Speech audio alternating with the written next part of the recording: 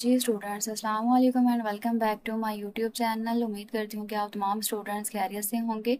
आज के इस वीडियो में हम C S 619 final year project की थर्ड असाइनमेंट को डिस्कस करने वाले हैं, विच इज़ प्रोटोटाइप फेज। और आज हमारे पास जो प्रोजेक्ट है वो कैंपस ईज का प्रोजेक्ट है। काफ़ी स्टूडेंट्स का सिमिलर प्रोजेक्ट है, तो काफ़ी मैसेज वगैरह भी रिसीव हो रहे थे कि मैम इस पर भी एक वीडियो बना दें, क्योंकि काफ़ी स्टूडेंट्स का ये सेम प्रोजेक्ट है, तो उन्हें एक आइडिया मिल जाएगा कि उन्होंने इसमें कितने यानी कि जो रूल्स वगैरह हैं वो डेवलप करने हैं, इसकी रिक्वायरमेंट्स को किस तरह से कंप्लीट करना है।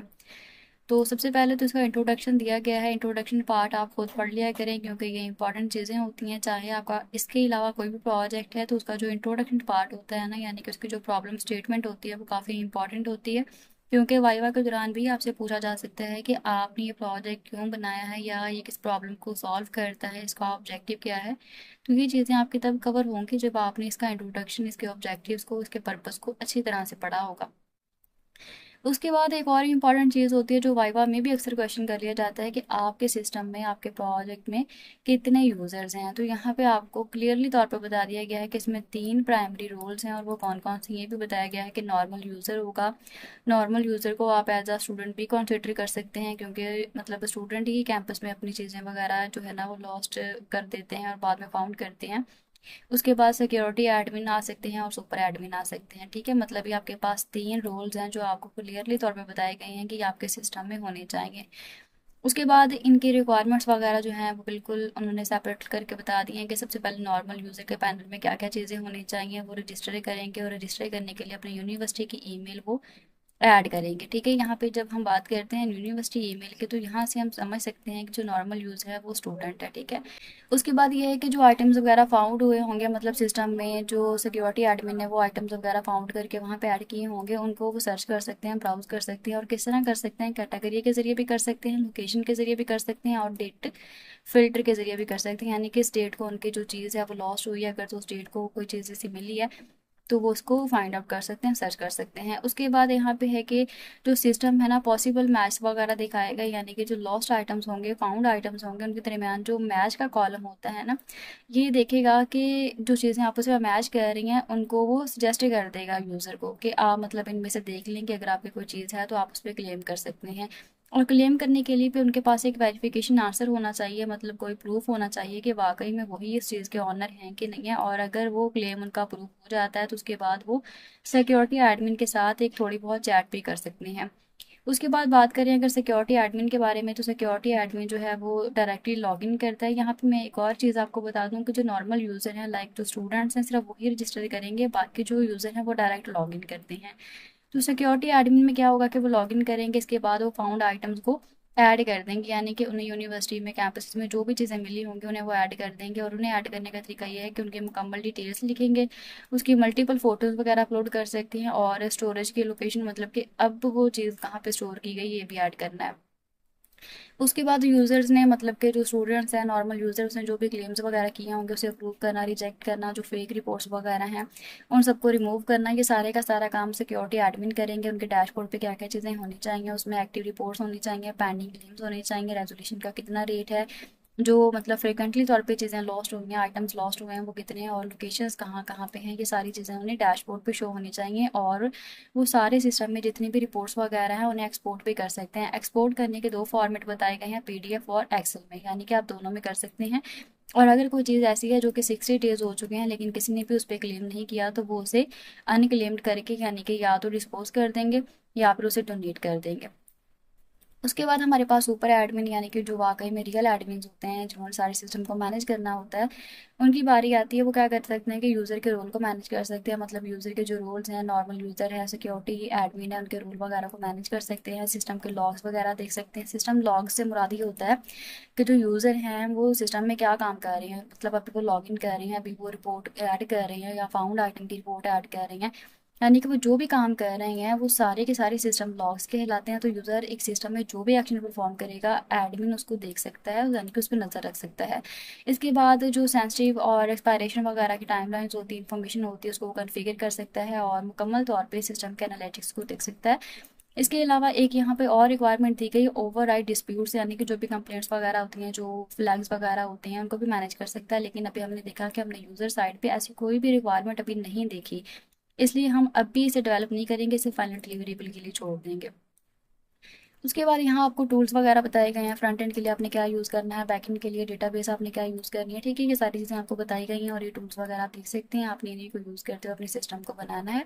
उसके बाद यहाँ पे सबमिशन डिटेल्स वगैरह बताई गई हैं कि आपका जो कोडिंग फोल्डर है जिसमें सारी की सारी कोड फाइल्स होंगी और डेटाबेस की फाइल होगी, सबको आपने जिप करके LMS पे अपलोड करना है। लाइक अगर मैं आपको दिखाऊँ तो ये दो चीज़ें हैं जिन्हें आपने जिप करके LMS पे अपलोड करना है, जिसमें सबसे पहले आपके पास कोडिंग फोल्डर होता है जिसमें सारी की सारी कोडिंग फाइल्स होती हैं, और जो कोडिंग फाइल्स होती हैं उन्हें आपने बिल्कुल इसी तरह एक ऑर्गेनाइज्ड तरीके से रखना है। यानी कि आपके सिस्टम में जितने भी यूज़र हैं, जिस तरह कि मैंने आपको पहले भी बताया, एक आपके पास एडमिन होता है जिसे आप सिक्योरिटी एडमिन बोल सकते हैं, एक सुपर एडमिन होता है, एक यूज़र होता है। ठीक है, इसके बाद इंक्लूड्स का फोल्डर जिसे आप हेडर फूटर नैव बार वगैरह रख सकते हैं। नैव बार के लिए आप अलग से फोल्डर बनाना चाहें तो आप वो भी बना सकते हैं। आपके कन्फिग्रेशन फाइल में DB की फाइल और लॉगर की फाइल लास्ट में, लॉगर की फाइल हमने इसलिए बनाई है क्योंकि जो सिस्टम के लॉग्स वगैरह हैं उन्हें भी रिकॉर्ड करके हमने एडमिन को प्रेजेंट करना है। उसके बाद ऑथेंटिकेशन में आप register log in log out की फाइल्स वगैरह रख सकते हैं, और असेट्स के फोल्डर में आपके पास अगर आपने कोई इमेजेस वगैरह ऐड की हैं, क्योंकि हमने जो लॉस्ट आइटम की इमेजेस वगैरह ऐड करनी है और फाउंड आइटम की करनी, वैसे तो वो ऑप्शनल है, अगर आप ऐड करना चाहें तो कर सकते हैं, नहीं करनी तो वो भी आपकी मर्जी है, लेकिन अगर करना चाहें तो आप असेट्स के अंदर से इमेजेस के नाम से रख सकते हैं या अपलोड्स के नाम से रख सकते हैं।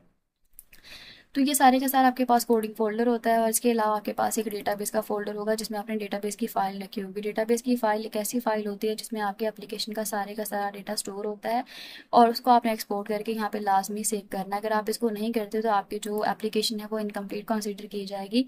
मतलब कि ये फाइल इतनी इंपॉर्टेंट है कि इसके बगैर आपकी एप्लीकेशन जो है वो रन नहीं हो सकेगी, उसमें जितना भी डेटा है वो सारे का सारा गायब हो जाता है। ठीक है, तो ये आपके पास सारे का सारा कंप्लीट फोल्डर है, और इसी को आपने जिप करके यानी कि इस तरह से कंप्रेस कर लें। ठीक है, जिप में कर लें और सेमी जिप में कर लें, और या इसके अलावा आप रार में कर सकते हैं, तो आपने इस तरह से इसको कर लेना है। ठीक है, इसका कोई भी नाम रख सकते हैं। बेटर ये है कि आप यहाँ अपनी स्टूडेंट आईडी लिखें, वो ज़्यादा बेटर प्रैक्टिस होती है, क्योंकि जब आप स्टूडेंट आईडी लिख लेते हैं ना तो वो एक यूनिक चीज़ बन जाती है। तो यहाँ पे आप अपनी स्टूडेंट आईडी लिखें तो इस तरह बाद में LMS पे अपलोड कर सकते हैं जिप फाइल, इसमें दोनों चीज़ें आपके पास कंप्लीट होती हैं।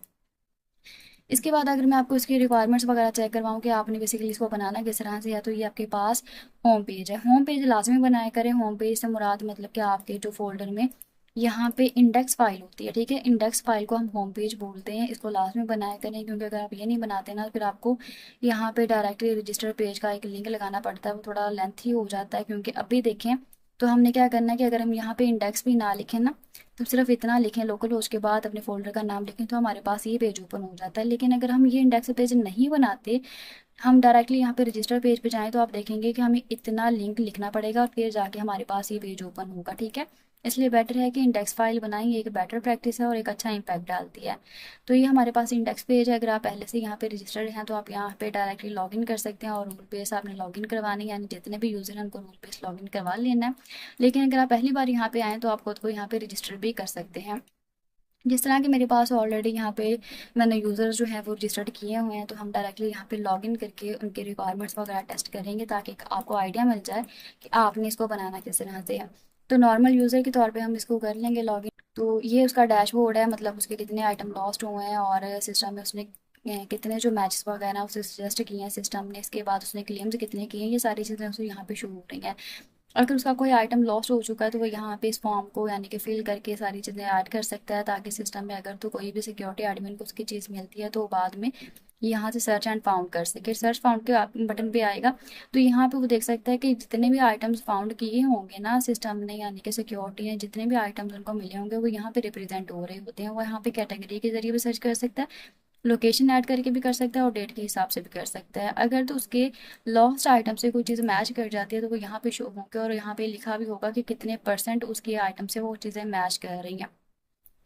उसके बाद क्लेम्स वगैरह, मतलब अगर तो उसकी चीज़ बिल्कुल जो है वो मैच कर गई तो वो क्लेम कर सकता है। ठीक है, यहाँ पे पहले से हमने क्लेम किए हुए थे वो अप्रूव कर दिए हैं सिक्योरिटी एडमिन ने, और अप्रूव होने के बाद वो चैट भी कर सकता है। चैट करने के लिए यहाँ पे ओपन चैट के बटन पे क्लिक करेगा तो इस तरह वो सिक्योरिटी एडमिन के साथ बिल्कुल रियल टाइम चैट कर सकता है, और यहाँ पे अपनी प्रोफाइल को मैनेज कर सकता है। ठीक है, तो ये सारी की सारी रिक्वायरमेंट्स जो हैं वो हमारे पास नॉर्मल यूज़र की थी, जो कि मैंने आपको यहाँ पर भी समझाई हैं। इस तरह से आपने सारी की सारी रिक्वायरमेंट्स जो है ना वो अपनी कंप्लीट करनी है। उसके बाद अगर हम सिक्योरिटी एडमिन की बात करें तो वो क्या कर सकता है, अभी हम सिक्योरिटी एडमिन को यहाँ पे लॉगिन करवा के उसकी जो हमारे पास सारी की सारी रिक्वायरमेंट्स हैं वो टेस्ट करेंगे।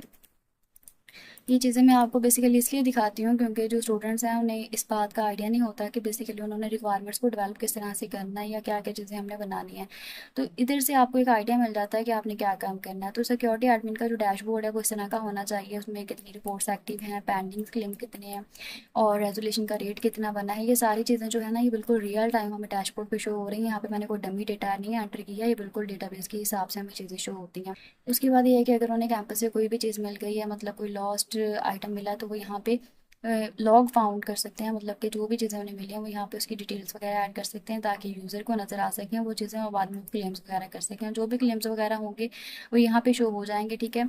अभी सिक्योरिटी एडमिन ने इन दोनों को अप्रूव कर दिया, लेकिन अगर उसे लगे कि ये फेक है तो वहाँ पे इसे इस तरह से डिलीट भी कर सकता है और चैट वगैरह भी उनके साथ कर सकता है। और यहाँ पे रिपोर्ट्स वगैरह शो होती हैं। रिपोर्ट को जिस तरह कि मैंने आपको पहले ही बताया है कि रिपोर्ट को एक्सपोर्ट करने के उन्होंने दो मेथड बताए हैं। आप एक्सेल में भी कर सकते हैं और पीडीएफ में भी कर सकते हैं, और जो 60 डेज पुरानी चीज़ें हो चुकी हैं उन्हें वो डिस्पोज कर सकते हैं, ठीक है।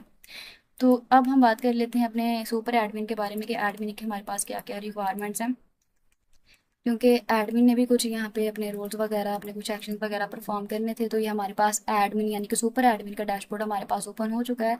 उसके सामने सिस्टम के स्टेट्स वगैरह शो हो रही हैं। उसके बाद यूज़र मतलब कि यूज़र के रोल वगैरह को वो मैनेज कर सकता है। यूज़र को वो सिक्योरिटी एडमिन भी बना सकता है, यूज़र भी बना सकता है, मतलब उनके रूल्स वगैरह को अपडेट कर सकता है और डिलीट भी कर सकता है। उसके बाद सिस्टम के लॉग्स वगैरह यहाँ पे शो हो रहे हैं, किसने लॉगिन किया, कब किया, रजिस्टर कब किया और रिपोर्ट वगैरह कब की, ये सारी चीज़ें यहाँ पे शो होती हैं। इसको सिस्टम लॉग्स बोलते हैं। उसके बाद सिस्टम की सेटिंग्स वगैरह, मतलब कि जो मैच सेंसिटिविटी थ्रेशोल्ड है वो कितने हैं। इसके बाद है कि जो एक्सपायरेशन टाइम लाइन है वो कितनी है, मतलब कितने दिन बाद जो आइटम है वो डिस्पोज हो जाएगा। ये सारी चीज़ें जो है वो एडमिन मैनेज करते हैं, जिन्हें हम सुपर एडमिन बोलते हैं। तो ये सारे के सारे आपके पास रिक्वायरमेंट्स हैं। इस तरह से आपने अपने कैंपस ये सिस्टम का प्रोटोटाइप फेस बना लेना है। इसके अलावा अगर आपको पेड पे बनवाना है या अपना कंप्लीट प्रोजेक्ट पेड पे बनवाना चाहते हैं तो आप मेरे साथ व्हाट्सएप पे रब्ता कर सकते हैं। इंशाल्लाह बिल्कुल प्रोफेशनल एंड बिल्कुल ऑथेंटिक वर्क आपको प्रोवाइड किया जा रहा है विद वाइवा प्रिपरेशन। एंड फिर मिलते हैं हम किसी और वीडियो में। Thank you for watching this video. अल्लाह हाफिज़।